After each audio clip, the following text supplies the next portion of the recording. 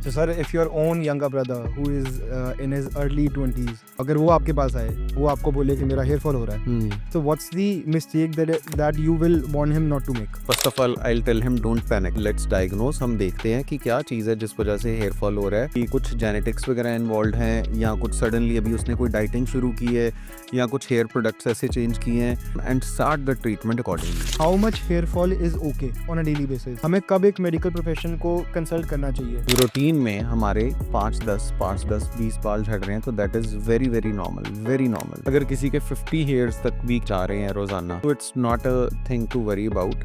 कईयों के घर में उनके फादर या अंकल्स बॉल्ड होते हैं तो उनको डर लगता है यार क्या पता मैं भी बॉल्ड ना हो जाऊं। कईयों के फैमिलीज में फादर या अंकल्स जो है बॉल्ड नहीं भी होते लेकिन उनको फिर भी हेयर फॉल हो रहा होता है। इस चीज में क्या होता है कि एक पर्टिकुलर जीन भी, क्योंकि ये I told you it is polygenetic, ये दो भाई हैं है ना, एक ही घर में पैदा हुए हैं है ना, सेम पेरेंट्स, सब कुछ सेम है ना, सब दाद का नान का सब सेम है ना, तो एक भाई के झड़ रहे हैं दूसरे के नहीं झड़ रहे, जी। क्योंकि अगर थोड़ी सी भी जेनेटिक वेरिएशन हो जाती है तो उसमें वो इफेक्ट आता है और दूसरे में नहीं आता है। तो डैंड्रफ को लेके भी लोग सोचते हैं कि क्या पता डैंड्रफ के कारण मेरा हेयर फॉल ज़्यादा बढ़ रहा है। कईयों को डैंड्रफ होता है लेकिन उससे हेयर फॉल नहीं हो रहा होता। सर ये कैसे हम जस्टिफाई कर सकते हैं कि डैंड्रफ से हेयर फॉल होता है या नहीं होता? देखिए, dandruff does cause hair fall. Dandruff is a fungal infection, ठीक है, अ माइल्ड फंगल इन्फेक्शन, और इससे हेयर फॉल डेफिनेटली होता है। स्कैल्प जो है वो कवर्ड हो जाती है डैंड्रफ से। Scalp can't breathe, scalp can't like sweat and oil the way it is without that dandruff layer over it, तो उससे रूट्स कहीं ना कहीं तो वीक होती हो। So welcome to the show, sir. Thank you so much, thanks a lot Hardik ji. Thank you, sir. Thank you for coming to the show.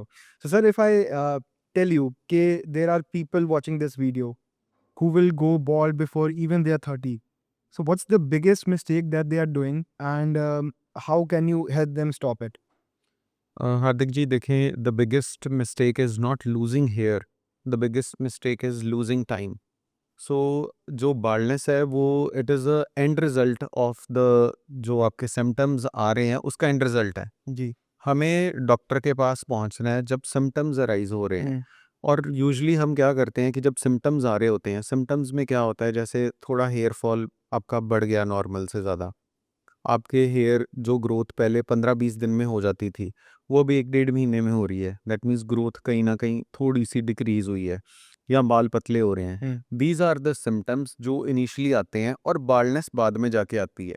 और जब सिम्टम्स आ रहे होते हैं तब हम क्या करते हैं कि कोई शैम्पू चेंज कर लिया, कोई ऑयल लगा लिया, या यूट्यूब इंस्टाग्राम से देखकर कुछ ना कुछ हमने क्या कहते हैं अपने घरेलू नुस्खे इस्तेमाल करने शुरू कर दिए। So the thing is, like, you must reach timely to get your proper diagnose done, and hence the treatment. Okay. So, sir, if your own younger brother who is in his early 20s, जिसकी as अगर 23-24 हो, अगर वो आपके पास आए, वो आपको बोले कि यार कि भैया ऐसे मेरा हेयर फॉल हो रहा है, तो what's the mistake that you will want him not to make? Okay. First of all, obviously, a young teenager, I'll say teenager because अभी जस्ट उसने टीनेज क्रॉस की है, अभी अर्ली 20s में पहुंचा है, कॉलेज डेज हैं। First of all I tell him don't panic, ठीक है, क्योंकि मैं सीधा सर्जरी के लिए एडवाइस नहीं करता हूँ। I diagnose and restore what has to be restored, ठीक है, और surgery only when it is the only answer left. तो सबसे पहले तो उसको बोलना है कि आप भाई पैनिक मत हो, पैनिक होने की ज़रूरत नहीं है, लेट्स डायग्नोज। हम देखते हैं कि क्या चीज़ है जिस वजह से हेयर फॉल हो रहा है। वील गो थ्रू प्रॉपर सारा हिस्ट्री, फैमिली हिस्ट्री, कि कुछ जेनेटिक्स वगैरह इन्वॉल्व हैं, या कुछ सडनली अभी उसने कोई डाइटिंग शुरू की है, या कुछ हेयर प्रोडक्ट्स ऐसे चेंज किए हैं, तो ये सब चीज़ें हम डायग्नोज करके will reassure him and start the treatment accordingly. Ji.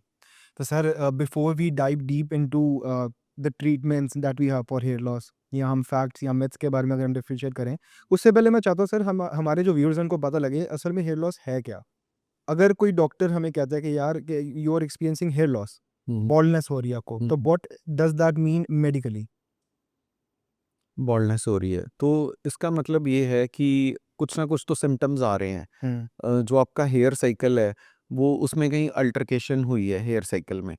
Normally हमारे सिर पे जो बाल होते हैं वो आके झड़ते हैं और काफ़ी लंबे समय तक स्टे करते हैं। फिर उनका रेस्टिंग फेज़ आता है जिसमें वो थोड़े से वीक होने शुरू हो जाते हैं, अल्टीमेटली वो फॉल कर जाते हैं।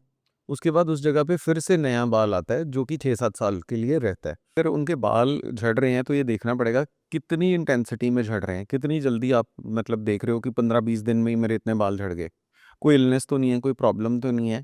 Everything the answer to hair loss और baldness lies between the diagnosis of the situation. तो ये डायग्नोज़ करना बहुत ज़रूरी है कि ये एंड्रोजेनेटिक एलोपेशिया है, कोई एलोपेशिया एरेटा है या फिर कोई क्रैश डाइट बंदे ने यूज़ करी है, तो उस वजह से ये हो गया है। तो ये चीज़ें जानने के बाद you come up to a final decision कि आपका हेयर लॉस क्यों हुआ है और इसका क्या इसका ट्रीटमेंट होना चाहिए। जी। तो सर जैसे कि अभी आपने बात की हेयर ग्रोथ साइकिल की, इससे पहले हम बात कर रहे थे कि हेयर ग्रोथ साइकिल में कोई ना कोई प्रॉब्लम है, शायद इसलिए आपको बॉल्डनेस या हेयर फॉल हो रहा है।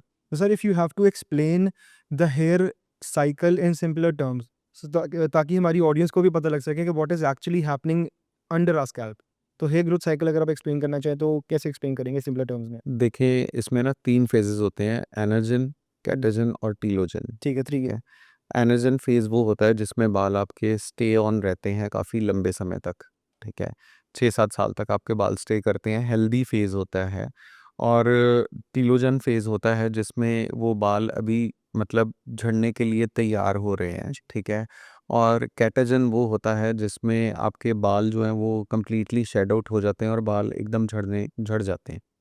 तो ये 3 फ़ेजेज़ होते हैं और इसमें हमें जो हमारा फ़ोकस होता है मेन वो होता है एनर्जिन फ़ेज़ पे कि उस फ़ेज़ को कैसे प्रोलॉन्ग्ड रखना है, कैसे वो जो आपका हेयर ग्रोथ जो जिस फ़ेज़ में हो रहा है वो प्रोलॉन्ग्ड रहे और उस पे कोई इफ़ेक्ट ना आए हेयर लॉस का, या जो भी चीज़ें जो हेयर लॉस करवाती हैं उनका इफ़ेक्ट ना आए। हेयर फॉल की अगर हम बात कर रहे हैं, तो sir is it normal to shed hair on a daily basis? How much hair fall is okay on a daily basis? हमें कब एक मेडिकल प्रोफेशन को कंसल्ट करना चाहिए? देखिए, human hair averagely have a hair follicle count from 80,000 to 1,20,000। So averagely देखें तो हमारे सिर पे लगभग 1 लाख बाल हैं एवरेजली। और उसमें अगर रोज़मर्रा में अगर मान लें 50-100 बाल झड़ रहे हैं, 50 और 100 बहुत डिफरेंस ज़्यादा हो गया, बट रूटीन में हमारे 5-10 बाल झड़ रहे हैं तो that is very very normal, very normal. But to a larger extent अगर हम आगे देखें, अगर किसी के 50 हेयर्स तक भी क्या कहते हैं जा रहे हैं रोज़ाना, तो it's not a thing to worry about. But जो वरी करने वाली बात ये है कि जो मेरे सिर पे बाल हैं, क्या उनमें डेंसिटी काफ़ी ज़्यादा लेस हो गई है? या बाल जो हैं वो पहले मेरे बाल मोटे थे अब पतले हो गए हैं, हुँ। मिनिएचराइज़ेशन हो गई है।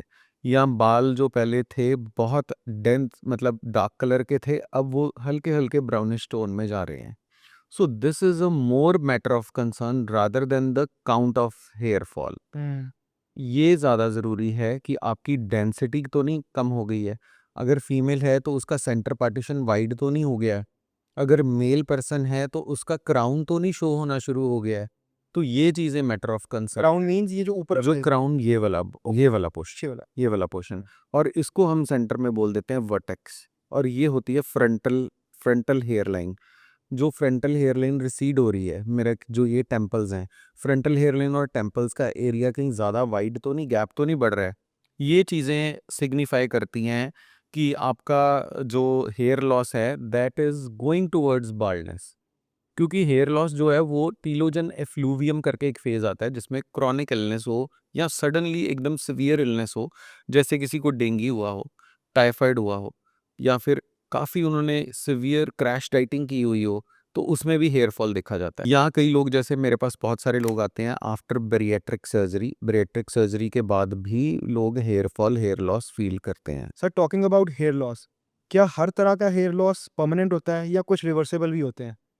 देखिए, वेरी गुड क्वेश्चन। क्योंकि यही एक मैटर ऑफ कंसर्न होता है कि लोगों को कि बाल झड़ने का मतलब ये है कि I am heading towards getting baldness, मैं गंजा होने जा रहा हूँ, कि बाल मेरे बाल झड़ने झड़ ही से जाते ना हैं, गंजा हो ही तो जाओ। मैं तो गंजा हो ही जाऊँगा, है ना? तो ज़्यादा तो बंदा स्ट्रेस में ही क्या कहते हैं, बंदा बिल्कुल ही वो, बिकॉज़ पहले का टाइम था जब हेयर को लेकर लोग ठीक है जैसे हैं वैसे हैं। अब nowadays like okay people are very much conscious for their looks, for their appearance, and hair does play a vital part into it. It has become more of a confidence thing. Yes, बिल्कुल। और ये world's most doable plastic surgery का एक cosmetic surgery का एक part है hair transplant. दुनिया में सबसे ज़्यादा अगर कॉस्मेटिक सर्जरी अगर हो रही है तो वो हेयर ट्रांसप्लांट है। तो इसमें क्या होता है कि जैसे मैंने अभी आपको बोला कि कोई क्रॉनिक इलनेस क्रॉनिक डिजीज़ हुआ हो या फिर अभी रिसेंटली जैसे किसी ने क्रैश डाइटिंग करी हो, उसमें जो हेयर लॉस होता है वो रिवर्सिबल होता है, उसको हम बचा सकते हैं, उसको हम बेटर कर सकते हैं। बट जो बिल्कुल खाली हो चुका है, बिल्कुल साफ हो चुका है, वो वाला जो हेयर लॉस है, वहाँ पर हेयर ट्रांसप्लांट ही एक आंसर है। जो जेनेटिकली देखें, जेनेटिकली मीडिएटेड जो रहता है ना, ये that is not like okay भी सिंगल एक जीन पे डिपेंड नहीं करता। पॉलीजीन्स, पॉलीजेनेटिक ये एक इशू है। मदर साइड से भी आ रहा है, फादर साइड से भी आ रहा है, ठीक है? और इस जीन का मतलब ये नहीं है कि अगर बाल्डनेस वाली जीन है तो वो बाल्डनेस ही करेगी। उसमें जीन्स पॉलीजेनेटिक मतलब काफ़ी सारी इसमें जीन्स जो हैं वो रोल प्ले करती हैं। किसी का ऑनसेट लेट होता है, किसी का ऑनसेट अर्ली हो जाए, ये इफ़ेक्ट होएगा जेनेटिकली। किसी का इफ़ेक्ट बहुत सीवियर होगा, किसी का इफ़ेक्ट जो है वो इतना सीवियर नहीं होगा, थोड़ा कम होगा, है ना? अच्छा, आपने ये भी सुना होगा जैसे काफ़ी लोग होते हैं 40-45 ईयर्स की एज में, वो बोलते हैं ना कि हम तो आज तक भी हेयर कलर नहीं यूज़ करते, हमारे बाल अभी भी काले हैं। हुँ, तो ये भी एक जेनेटिक मीडिएटेड ही एक जो फैक्ट एक है। फैक्ट है ना? तो इसलिए जो जेनेटिक्स हैं they definitely do play a role. I must say that genetics load the gun, ठीक है? गन को लोड कर दिया जेनेटिक्स ने, और ट्रिगर जो है वो आपका जो एनवायरमेंटल और बायोलॉजिकल फैक्टर्स हैं वो प्ले करती हैं, हुँ, ठीक है? तो कुछ चीज़ें हमारे हाथ में हैं, कुछ हमारे हाथ में नहीं हैं। तो रिवर्सिबल हेयर लॉस होता है, बट कई केसेस में ये नहीं रिवर्स किया जाता। Okay. So now that we know what hair loss actually is hmm, और कितने हेयर फॉलिकल्स शेड करने नॉर्मल हैं। I would like to now move on to the fact कि जो टीनेजर्स हैं, हेयर फॉल आजकल सर काफ़ी कॉमन हो गया है। Even in teenagers as well. People in their 20s और even before 20s are experiencing hair falls. एक फैक्ट था सर कि 16% of the population of main they have experienced hair fall before they even turn 29. So why is it becoming so common these days? Hair fall आज के time पे इतना common क्यों हो गया है? हुँ। जैसे आजकल लाइफ़स्टाइल बहुत स्ट्रेसफुल हो गया है, जी। या फिर लोगों को ये बहुत हो गया है कि मैं उससे बेटर कैसे दिखूँ, मैं हुँ, उससे बेटर कैसे लगूँ। जी। तो अनड्यू पीयर प्रेशर के अंडर जैसे आप बहुत ज़्यादा कुछ क्या कहते हैं हेयर ट्रीटमेंट्स, हेयर स्पास नाम के ऊपर काफ़ी चीज़ें आप करवा रहे हैं। हेयर स्ट्रेटनिंग करवा रहा है, कोई हेयर कर्लिंग करवा रहा है, कोई daily hair hot tools use कर रहा है। तो ये सारी चीज़ें भी कहीं न कहीं रोल प्ले करती ही करती हैं। So I don't say that don't use these things, you must use them but judiciously. Not every now and then you can Not use do not make this a part of your daily routine, right? Daily routine, yes exactly. तो ये एक reason है। उसके अलावा जैसे आजकल बच्चों में देखा गया है कि to like okay look good, तो वो क्या करते हैं कि जैसे मतलब किसी ने क्रैश डाइटिंग कर ली, किसी ने बोल दिया कि अरे यार you are a fat so this that, तो बंदे ने एकदम क्रैश डाइटिंग कर ली, उस वजह से हेयर लॉस हो जाता है बच्चों में। ठीक है। फिर स्ट्रेस, कई चीज़ों का स्ट्रेस, तो ये सारे फैक्टर्स जो हैं ना, ये मिलकर क्या कहते हैं अर्ली हेयर लॉस को ट्रिगर करते हैं। बहुत सारे पेशेंट्स आते हैं जैसे father and son coming together to my clinic, and father is saying कि इसका तो देखो जी 25 साल में इतना बाल गिर गए हैं, मेरे तो 45 साल में जाके इतना हेयर लॉस हुआ था। तो उनसे पूछें कि जब आप स्कूल कॉलेज में पढ़ते थे तब आपको इतना स्ट्रेस होता था? हुँ। नहीं होता था, उस लेवल का। लोग काफ़ी कंफ्यूज रहते हैं सर जेनेटिक्स को लेके और hair fall, right? Genetics and hair falls के काफ़ी मिसकंसेप्शंस भी हैं, काफ़ी कन्फ्यूजन भी है। कइयों के घर में उनके फादर या अंकल्स बाल्ड होते हैं, तो उनको डर लगता है यार क्या पता मैं भी बाल्ड ना हो जाऊँ। कइयों के फैमिलीज़ में फादर या अंकल्स जो हैं बाल्ड नहीं भी होते, लेकिन उनको फिर भी हेयर फॉल हो रहा होता है। तो sir what is the role that genetics play in hair fall? और हम मतलब कि जेनेटिक्स को ओवरपावर कर सकते हैं या नहीं कर सकते?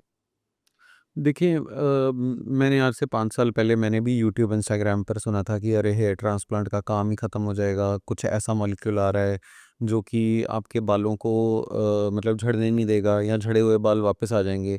These are all gimmicks and for hopes. Creating TRPs, है ना? ये दीज़ आर जस्ट गिमिक्स। इस चीज़ में क्या होता है कि एक पर्टिकुलर जीन भी, क्योंकि ये I I told you it is polygenetic. Hmm, ये बहुत सारी जीन्स इस पे क्या कहते हैं इफ़ेक्ट करती हैं, और to top up it with like the other environmental and जो आपके बायोलॉजिकल फैक्टर्स हैं वो भी रोल प्ले करते हैं। इसीलिए इस चीज़ को कैसे डिफरेंशिएट किया मतलब कैसे बताया जा सकता है, आपने जो सिचुएशन अभी बताई है उसमें क्या होता है कि 2 भाई हैं, है ना? एक ही घर में पैदा हुए हैं, है ना? सेम पेरेंट्स सब कुछ सेम, है ना? सब दाद का, नान का सब सेम, है ना? तो एक भाई के झड़ रहे हैं, दूसरे के नहीं झड़ रहे। जी, क्योंकि अगर थोड़ी-सी भी जेनेटिक वेरिएशन हो जाती है तो उसमें वो इफ़ेक्ट आता है और दूसरे में नहीं आता है। जी।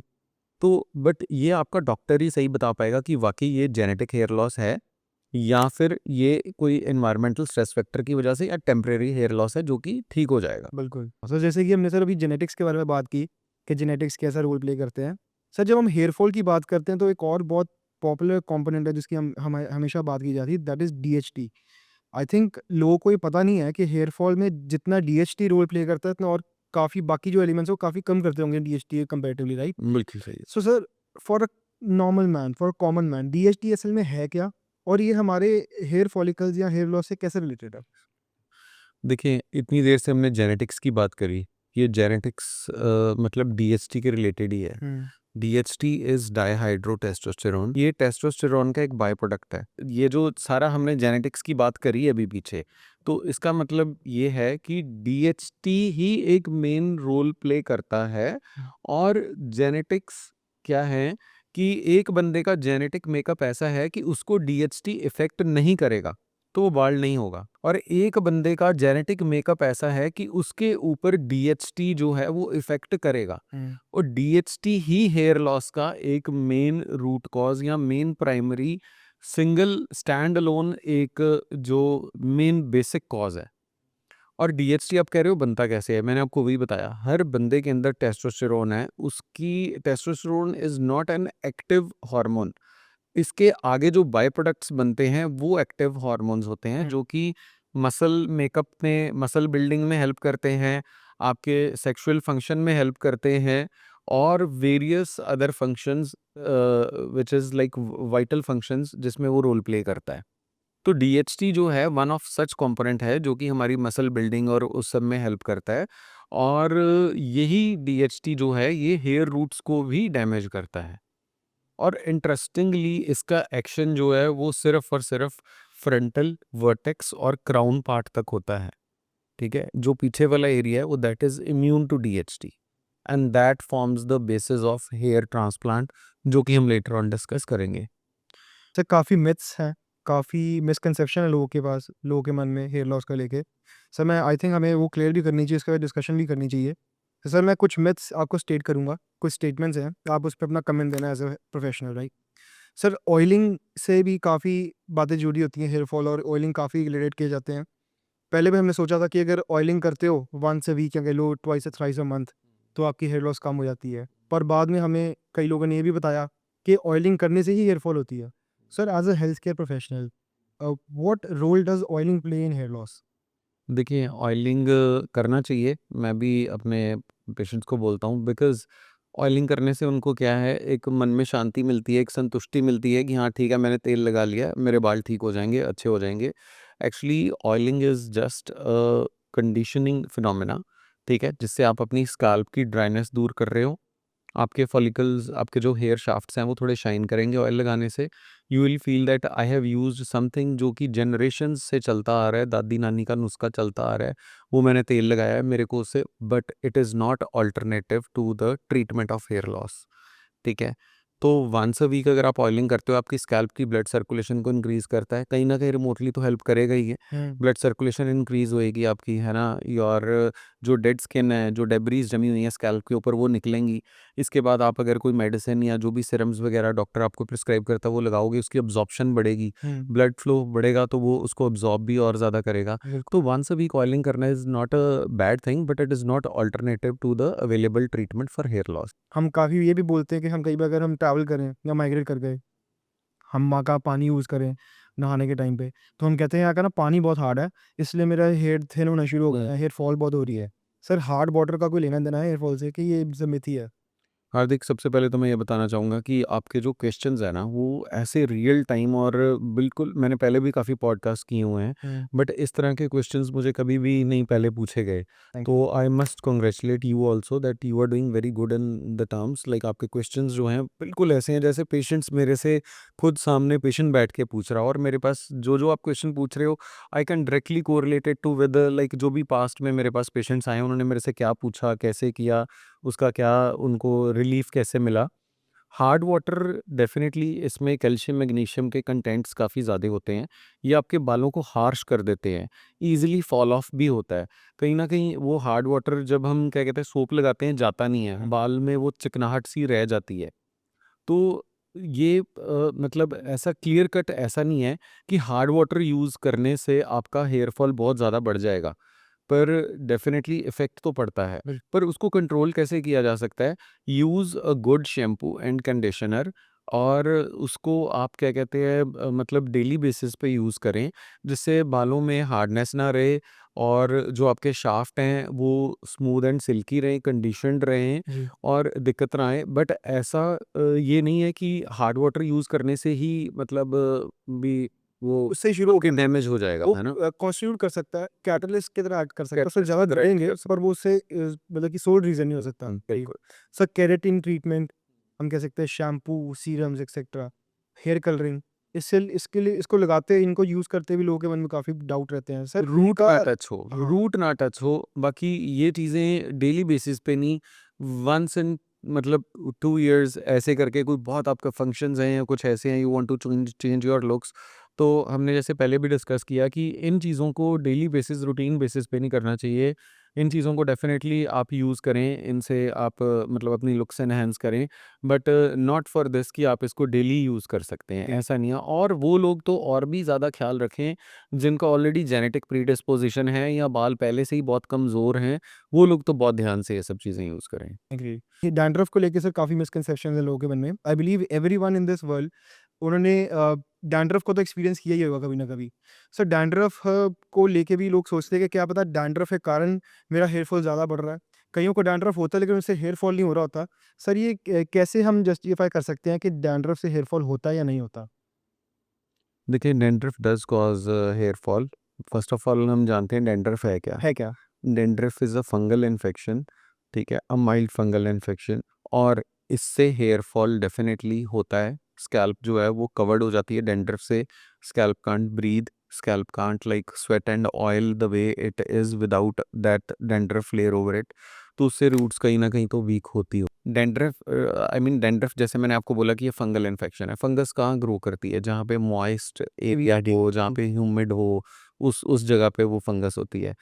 आपने सिर धो लिया और अच्छे से उसको ड्राई नहीं किया, ऊपर वैसे ही कुछ भी चीज़ें ऑयल-वॉयल लगा लिया या कुछ भी लगा लिया विदाउट जी। मेकिंग दैट प्रॉपर्ली ड्राइड, तो दैट इज़ अ मतलब प्रीडिस्पोजिंग थिंग, और रेनी सीज़न, ह्यूमिड सीज़न में ये डैंड्रफ का होना और भी ज़्यादा कॉमन है। कई लोग इसको कन्फ्यूज़ कर लेते हैं, जो विंटर्स में जैसे वो कहते हैं कि हमारे सिर में डैंड्रफ बड़ा हो गया, वो that is not dandruff, that is scalp dryness. Sir एक सप्लीमेंट आजकल बहुत फ़ेमस हो गया है जो कोई भी अपने जिम वगैरह अगर जाता है हुँ। या कोई अपनी हेल्थ को ठीक रखना चाहता है तो एक सप्लीमेंट आजकल बहुत कॉमनली लेते हैं दैट इज़ क्रेटीन। क्रेटीन से भी हमने सुना क्रेटीन एक्चुअली में करता क्या है कि वो वाटर रिटेन कर लेता है बॉडी में। हुँ। सर वाटर रिटेन करने से और क्रेटीन के कारण जो वाटर टेंशन हो रही है उससे भी कई लोग कहते हैं कि हमने जब से क्रेटीन लेना शुरू किया तो हमारी हेयर फॉल ज़्यादा बढ़ गई है। Sir do you think it is true कि क्रेटीन लेने से हेयर फॉल होता है? देखिए, it's a good news for gym goers that there is no established cause of hair fall and creatine usage. Hmm, एक बार ये अर्ली 2000 में स्टडी हुई थी, अर्ली 2000 में, जिसमें 20 रग्बी प्लेयर्स, उनके ऊपर, क्योंकि वो they were having creatine and all that, तो उसमें फिर उन्होंने देखा 20 नंबर ऑफ पीपल, एक बहुत ही शॉर्ट, बहुत ही स्मॉल एक वो है साइज़ ऑफ सैंपल स्टडी है, सैंपल साइज़ है, बहुत ही स्मॉल सैंपल साइज़ है। तो उसमें लेकिन उन्होंने क्या देखा था कि डीएचटी का कंटेंट उन लोगों में बढ़ गया, क्रेटिन लेने से डीएचटी का कंटेंट बढ़ गया, क्योंकि उसने थोड़ा टेस्टोस्टेरोन को बूस्ट अप किया, टेस्टोस्टेरोन का आगे बाई प्रोडक्ट डीएचटी वो बढ़ गया, जी। और उस वजह से अगेन जो बंदे ससेप्टेबल टू हेयर लॉस हैं उनका हेयर लॉस हुआ, बाकी किसी का नहीं हुआ। Creatine is not directly related to the hair loss. Okay. It is not directly related to, but जिन लोगों में पहले से प्रीडिस्पोजेबिलिटी है, प्रीडिस्पोजिशन है, तो उन लोगों में इसकी वजह से थोड़ा देखा जाता है। सर स्मोकिंग और अल्कोहल का हेयर फॉल से कोई लेना-देना है? अल्कोहल का नहीं है, स्मोकिंग का है। कैसे सर? स्मोकिंग जो है इसमें आपका कोलेजन वीक होता है और भी इसमें आपके रूट्स जो हैं वो भी डैमेज करती है, कोलेजन डैमेज करती है। कोलेजन डैमेज करने से आपकी जो एक एक टेंसाइल स्ट्रेंथ है, जो क्या कहते हैं, जैसे रूट जो बहुत एक्टिवली बीच में क्या कहते हैं स्किन में जो अटैच्ड है, एंकर्ड है, तो थोड़ा-सा कोलेजन वीक होने की वजह से थोड़ा-सा ढीला पड़ जाता है और ईज़िली आप जैसे मसाज करते हो, ऑयल करते हो, कोई फ्रिक्शन होती है या रोज़ आप मान लें पिलो पे सो रहे हैं, वहाँ पे फ्रिक्शन होती है, तो easily you that can shade out. So sir, now I would like to move to the treatments that we have for hair loss. हम थोड़ा ट्रीटमेंट वाले साइड पे अगर चलें, सर मिनॉक्सिडिल आजकल काफ़ी फेमस हो गया है। आई बिलीव जिसको प्रिस्क्राइब नहीं भी होता, अगर उनको थोड़ी सी भी हेयर फॉल शुरू हो तो मिनॉक्सिडिल लगाना शुरू कर देते हैं। इसकी काफ़ी वेरिएशंस भी आती हैं, 2%, 5% एंड 10%। हमें पता नहीं होता कि हमें कौन सा लेना चाहिए या लेना भी चाहिए कि नहीं। सो व्हाट डू यू थिंक कि मिनॉक्सिडिल सच में हेल्प करता है हेयर फॉल में? और मिनॉक्सिडिल असल में हेल्प कर कैसे रहा है? या मिनॉक्सिडिल भी एक लिमिट तक ही आपकी हेल्प कर सकता है? अगर आपकी जेनेटिक्स में हेयर फॉल लिखा है, तो आपको मिनॉक्सिडिल नहीं काम करेगा। What do you think? Minoxidil देखिए वेज़ोडाइलेटर भी है और डीएचटी ब्लॉकर भी है। Okay. Partly it is DHT blocker and also वेज़ोडाइलेटर।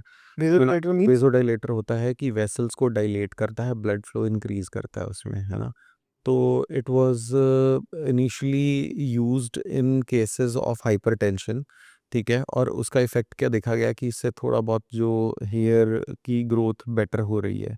तो इसलिए उसके ऊपर फर्दर स्टडी की गई, लेकिन उसकी कंसंट्रेशन डिक्रीज़ करके, क्योंकि 10 एमजी तक भी 20 एमजी तक भी मिनॉक्सिडिल दिया जाता था पेशेंट्स को, है ना? जो कि इंडिया में अब यहाँ हेयर केयर प्रैक्टिस में 2.5 एमजी तक हम अपर लिमिट मान के चलते हैं, daily doses 2.5 mg orally for hair regrowth, और वो भी फीमेल्स में उसको 1.25 एमजी तक ही लिमिट किया गया है, हुँ। ठीक है? और मिनॉक्सिडिल जो है एक बहुत ही बेसिक और वाइटल ड्रग है। जैसे एक डीएचटी मैंने आपको बोला कि एक मेन रीज़न, मेन कॉज़ है, वैसे ही मिनॉक्सिडिल जो है वो एक मेन मेडिकेशन है उसको रोकने के लिए। हाँ, ये टॉपिकल सॉल्यूशन टॉपिकल भी है सॉल्यूशन है। और ये 2021 के अराउंड ये ओरल फॉर्म में भी इंडिया में लॉन्च हो चुका सो दोनों का सर जो इफ़ेक्ट है वो सेम रहता है? देखिए सल्फोनाइल यूरिया एक एंजाइम होता है जो कि जब आप मिनॉक्सिडिल आपके स्कैल्प के थ्रू अब्जॉर्ब होता है, हुँ। तो वो कई बारी जो सल्फोनाइल यूरिया जो एंजाइम है वो आप में कम प्रेजेंट होता है या कम इफेक्टिव होता है, तो मिनॉक्सिडिल को सही तरह से यूटिलाइज नहीं कर पाता, तो इसलिए ओरल फॉर्म ऑफ मेडिकेशन आई कि टैबलेट आ गई है खाने वाली ठीक है? तो वो टैबलेट लेने से आपको और क्विकली इफेक्ट पड़ता है। पेशेंट्स बोलते हैं कि हाँ ठीक है, जब से हमने मिनॉक्सिडिल खानी शुरू की है, हम देख रहे हैं कि हमारे यहाँ पर थोड़े-थोड़े बाल भी ग्रो कर रहे हैं और बाल ग्रो करने की जो टाइमिंग है वो भी इम्प्रूव हो गई है। और प्लस इसके साथ वो लोग ये बोलते हैं कि मेरी बियर्ड की जो डेंसिटी है, बियर्ड की जो मतलब ग्रोथ है, डेंसिटी है, वो भी इंक्रीज़ हुई है। एक और बहुत कॉम्पोनेंट फेमस हो रहा है आजकल, जो मिनॉक्सिल के साथ ही हमें देखने को मिल जाता है। अगर हम मिनॉक्सिल सॉल्यूशन लगा रहे हैं तो उसके आगे एक वर्ड लिखा होता है एफ। हुँ, तो उसका काफ़ी लोगों को शायद ना पता हो, उसका मतलब होता है फिनिस्टाइड। फिनिस्टाइड की सर टैबलेट्स भी आती हैं, पर फिनिस्टाइड को लेके सर काफ़ी मिसकंसेप्शन भी है कि अगर हम इसको डेली बेसिस पे कंज़्यूम करें, अगर हमें प्रिस्क्राइब हुआ, तो इससे इम्पोटेंसी भी हो सकती है। Hmm, so what do you think, finasteride मतलब इम्पोटेंसी कॉज़ कर सकता है या नहीं? और फिनिस्टाइड असल में है क्या? हुँ। देखिए जैसे कोई भी एक एलिमेंट है ना? कोई भी एक जैसे हम खाने में कोई भी चीज़ हम लेते हैं, तो एक ही बारी खाने से या 1 महीने खाने से उसका इफ़ेक्ट नहीं मिलता है ना? उसको हम जब लॉन्ग टर्म खाते हैं तो जाके उसके इफ़ेक्ट्स नज़र आने शुरू होते हैं, जी। ठीक है? अ, उसी तरह ही फेनेस्ट्राइड जो एक ड्रग है, this is a active DHT blocker. ये डाइहाइड्रोटेस्टोस्टेरोन को ब्लॉक करती है, बट ये ब्रॉडली टेस्टोस्टेरोन के अदर बाई प्रोडक्ट्स जो बनते हैं उनको भी ब्लॉक कर देती है। ओके। इसलिए इसका फर्दर एक और सिलेक्टिव एक डीएचटी ब्लॉकर आया है जिसका नाम है dutasteride, which have more DHT blocking but DHT blocking but और least no side effects, side but effects. उसके साइड इफेक्ट्स लीस्ट हैं। हुँ। फेनेस्ट्राइड जो है वो ऐसा नहीं है कि आप 2-3 महीने खाओगे तो इम्पोर्टेंस हो जाएगी। कई पेशेंट्स लॉस ऑफ लिबिडो बोलते हैं कि लॉस ऑफ लिबिडो हुआ है उनको, क्या कहते हैं, खाने के बाद उनकी जो डिज़ायर है वो डिक्रीज़ हुई है, ड्राइव कम हो गई। ड्राइव कम हुई है, यस। और कई जो पेशेंट्स हैं वो कहते हैं हमें कुछ फ़र्क नहीं पड़ा, बिल्कुल वैसे का वैसे ही है। 90% people are not affected in that ways with finasteride, but 10% do get affected. Experience था। बट ये एक टॉपिक इतना सेंसिटिव है कि इस चीज़ को लेकर, क्योंकि हेयर ट्रांसप्लांट कौन करवा रहा है? 25 से 45 के बीच में जो एक एक्टिव मेल है, जिसकी एक लाइफ जो है वो एक्टिव है, तो they are so very much concerned about it कि वो कहेंगे अरे यार मेरे को ये नहीं खाना है, ये टैबलेट नहीं लेनी है। हेयर फॉल बेयर कर सकता है, ये एयर फॉल बेयर कर सकता हूँ, ये बियर नहीं कर सकता हूँ। एग्ज़ैक्टली, तो इसलिए इसका फ़ियर फैक्टर ज़्यादा है। Sir there are hundreds of product available online. Hmm. काफ़ी नए ब्रांड्स भी आए, काफ़ी पुराने भी हैं जो क्लेम करते हैं कि ये आप सीरम लगा लो, ये आप हेयर फॉल के लिए जो शैम्पू आते हैं, कंडीशनर्स लगा लो। Sir but a common man how can he differentiate कि कौन-सा सही में असर करेगा और कौन-सा ये सिर्फ़ मार्केटिंग गेगी है इसलिए सर कह रहे हैं? How can we differentiate? देखिए, this is more of marketing, uh, but definitely वो भी मैंने भी देखा है। आप जिन प्रोडक्ट्स की बात कर रहे हैं, जिन कंपनीज़ की नाम ले रहे हैं, मैं समझ पा रहा हूँ आप किनका नाम ले रहे हैं। It is not good to take their names, but ऐसा कोई ड्रास्टिक रिज़ल्ट नहीं है कि जैसे कहते हैं कि लेवल 3 या लेवल 4 रिवर्स हो जाएगा और लोगों को ये बता रहे हैं कि आपको मतलब उसके बाद किसी चीज़ की ज़रूरत ही नहीं है। देखिए, मेडिकेशन जो है ये आपका फ्यूचर प्रिज़र्व कर सकती है, बचा सकती है। लेकिन जो हेयर ट्रांसप्लांट है वो जो हो चुका है, जो लॉस हो चुका है, उसको रिस्टोर कर सकती है। जो ऑनलाइन आपको सब ये मेडिकेशंस मिलती हैं, ऐसे तो हर कोई यूज़ करके और उसको इफ़ेक्ट मिले, फिर क्यों वो लोग पेशेंट्स जो हैं, वो डॉक्टर के पास आते हैं और बोलते हैं कि हम 3-4 महीने हमने यूज़ कर लिया और फिर आ गए। क्योंकि सबसे बड़ी बात होती है एक वन ऑन वन एक इंटरैक्शन। अगर डॉक्टर के साथ मैं ये नहीं कह रहा हूँ कि वो गलत मेडिकेशंस दे रहे हैं, they are also saying that we work on a gut health, we work on your nutrition, we work on that DHT levels, ये सब वो कर रहे हैं काम, और बिल्कुल जो मेडिकेशंस बनती हैं उसके लिए वो प्रोड्यूस वो दे भी रहे हैं, वो है ना, जो जो मेडिकेशन वो दे भी रहे हैं। But one thing which lakhs is the exact diagnosis which one can see, like जो आप अपनी आंखों से देख सकते हो, अपने हाथों से फील कर सकते हो। तो पेशेंट जब आपके पास क्लिनिक में है तो वो वहाँ पर जो डॉक्टर को दिखा सकता है, डॉक्टर जो उसको बता सकता है, जो उसके मन में ये बात डाल सकता है कि हाँ, तूने अब दिन में 2 बार ही यूज़ करना है ये चीज़, या अब दिन में 1 बार ही यूज़ करनी है, तेरे बाल अब ठीक हो रहे हैं। 1 महीने बाद वापस वो पेशेंट आता है तो उसको बताते हैं कि हाँ, फ़र्क है, नहीं फ़र्क है। That thing is little bit missing in the online product. So sir, now if we have to move towards the most commercialized treatment for hair loss, that is hair transplant, right? हुँ, आपने बताया कि आप पिछले 10 साल से hair transplant को practice कर रहे हैं कि नहीं, हुँ। आपको काफ़ी मतलब आपके पास काफ़ी इंपॉर्टेंट नॉलेज भी होगी इसके रिगार्डिंग। आपसे मैं पूछना चाहता हूँ कि आप एक पेशेंट को हेयर ट्रांसप्लांट कब प्रेस्क्राइब करते देखिए, इसमें ना 7 लेवल्स ऑफ बाल्डनेस होते हैं, ठीक है? लेवल 1, 2, 3, 4, 5, 6, 7। 1, 2 तक तो कोई ज़रूरत नहीं है। लेवल 1 में बहुत मिनिमल रिसीडिंग ऑफ हेयरलाइन होती है कि बाल हल्के से पीछे गए होते हैं, हैं? ठीक है? उस कंडीशन में हम पेशेंट को कुछ सीरम्स, मेडिकेशंस देकर हम उसकी वो सिचुएशन को बेटर कर सकते हैं। जी। आइडियली ये पेशेंट्स वही हैं जो 20-22 साल की एज में पहुँचते हैं। मैं हेयर ट्रांसप्लांट तभी सजेस्ट करूँगा जब और कोई ऑप्शन ही नहीं बची है, और वो तब होता है कि लेवल 3 पर बंदा पहुँच चुका है। लेवल 3 ऑनवर्ड्स, या definitely the hair transplant is answer. So for someone who is not aware about कि हेयर ट्रांसप्लांट, उन्होंने सुना तो बहुत बार है, पर होता कैसे है? How can you explain that in simpler terms? Transplant is transplant, मतलब कि जहाँ पर प्लांटेशन ऑलरेडी हुई हुई है, प्लांट है, उसकी हमने जगह चेंज करनी है, उसको ट्रांसप्लांट करना है। हुँ, तो उसमें क्या होता है कि जैसे मान लें फ्रंट में किसी के हेयर लॉस हो चुका है, पीछे तक जा चुके हैं बाल, हुँ, तो उसमें हम क्या कर सकते हैं कि हमारा ये डोनर एरिया जो होता है ना, ये डोनर डोमिनेंस जो है, यहाँ पर safe zone of hairline होती है, ये मतलब सेफ ज़ोन ऑफ हेयर होते हैं। यहाँ से हम हेयर फॉलिकल लेकर आगे ट्रांसप्लांट करते हैं उसको, ताकि वो फ्रंट उसका भर जाए और ये मतलब काफ़ी लंबे समय तक स्टे ऑन करे, क्योंकि ये वाले जो फॉलिकल्स हैं they are immune to the hair loss. Sir ये क्यों होते हैं हेयर लॉस के इम्यून? क्योंकि यहाँ पे डीएचटी जो है वो थोड़ा-सा रेज़िस्टेंट होता है, यहाँ पे इन फॉलिकल्स को डीएचटी नहीं एक्ट करता। क्योंकि देखें, अगर डीएचटी सारे बालों पे इफ़ेक्ट करे, तो फिर तो बंदे की बियर्ड भी निकल जाए, बंदे के चेस्ट के हेयर भी निकल जाएँ बाजू और हर बाजू जगह के पे, बाल। थाइज़, लेग सब जगह के बाल निकल जाएँ। क्योंकि ये डीएचटी इफ़ेक्ट ही सिर्फ़ इस एरिया को करता है। तो सर अभी हमने बात की हेयर ट्रांसप्लांट करते कैसे हैं, पर हेयर ट्रांसप्लांट के बारे में मैं पूछना चाहूँ, क्या ये परमानेंट है? क्या ट्रांसप्लांट किए बाल जो किए हुए बाल हैं वो भी झड़ सकते हैं? हुँ। देखिए जो ट्रांसप्लांट किए हुए बाल हैं अगर तो वो सेफ जोन से लिए गए हैं, the zone where DHT is like resistant to act, तो मतलब वहाँ पर ये जो वहाँ उस जोन से जो लिए हुए बाल हैं वो लाइफ लॉन्ग स्टे करते हैं। बट ऐसा नहीं है कि उनकी डेंसिटी डिक्रीज़ नहीं होगी अगर उनका ठीक तरह से देखभाल करेंगे, अगर हम सीरम्स मेडिकेशंस वहाँ पर यूज़ करते रहेंगे तो वो बाल हमेशा लॉन्ग लाइफ टिके रहेंगे। बट जो आज से 5 साल बाद जैसे हमारी बॉडी पे थोड़ी-सी नेचुरली डेंसिटी डिक्रीज़ होगी, वैसे ही उनकी डेंसिटी हल्की-फुल्की सी डिक्रीज़ होगी। So you can always have a refilling session for those follicle so what is the biggest misconception that people have about hair transplant और जो आपके पास लेके आते हैं? अभी कल परसों की बात है, मेरे को एक हस्बैंड वाइफ आए थे, तो husband was very much willing but his wife was not willing for his hair transplant because of a fear in her mind कि ये ट्रांसप्लांट अगर करवा लेंगे तो सिर के ऊपर कुछ करना है तो इनकी याददाश्त को कोई फ़र्क ना पड़ जाए, ठीक है? इनकी आँखों पे कोई इफ़ेक्ट ना पड़ जाए। ये सीए हैं, इनका सारा सोच विचार करने का काम है, कहीं उससे कोई फ़र्क ना पड़ जाए। या फिर उनका क्या मानना था कि कोई वायरस मतलब घुस जाता है दिमाग में, है ना? तो इस तरह की ये कॉमन जो वो चीज़ें हैं, ये क्यों सोचता है बंदा? या फिर एक और चीज़ आँखें सूज जाएँगी या फ़ोरहेड पे स्वेलिंग आ जाएगी, ये फैक्ट है, होता है ये।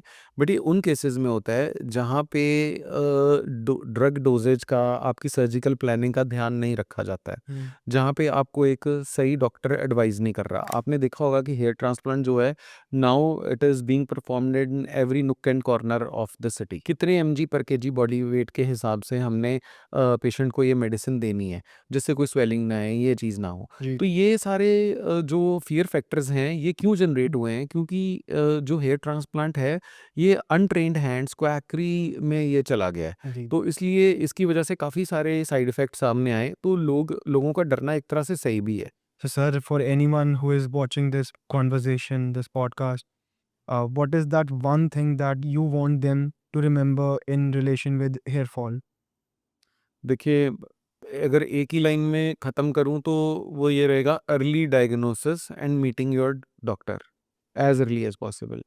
Don't waste your time in like using some home remedies या फिर ओवर द काउंटर प्रोडक्ट्स। उसने मिनॉक्सिडिल लगाया तो मैं भी मिनॉक्सिडिल लगा लूँ, उसने ये चीज़ यूज़ करी तो मैं भी ये यूज़ कर लूँ, ठीक है? तो don't go for this, just go to your doctor, get yourself diagnosed and live a balanced lifestyle. और आप जैसे मैंने बोला कि अगर जेनेटिक प्रीडिस्पोजिशन है तो already you must be vigilant for all these things. अगर आपको अर्ली साइंस आ रहे हैं हेयर थिनिंग के तो आपको बिल्कुल पहुंचना चाहिए डॉक्टर के पास। Don't wait until you get bald. Agreed. So, thank you for joining us today, doctor. And I believe that hair fall is something that affects millions of population today in this world, right? It does. And हमारी ये conversation के कारण I believe कि जिन जिनको ये देखने को मिले उनकी काफ़ी सारे मिथ्स, काफ़ी सारी इन्फॉर्मेशन उनको मिले और ये मोटिवेशन मिले कि अगर हेयर फॉल हो रहा है तो सबसे पहले एक मेडिकल प्रोफेशनल के पास जाओ, घर पे बस डायग्नोसिस करो। I agree sir. So thank you sir, thank you for joining me today. Thank you so much, thank you Hardik.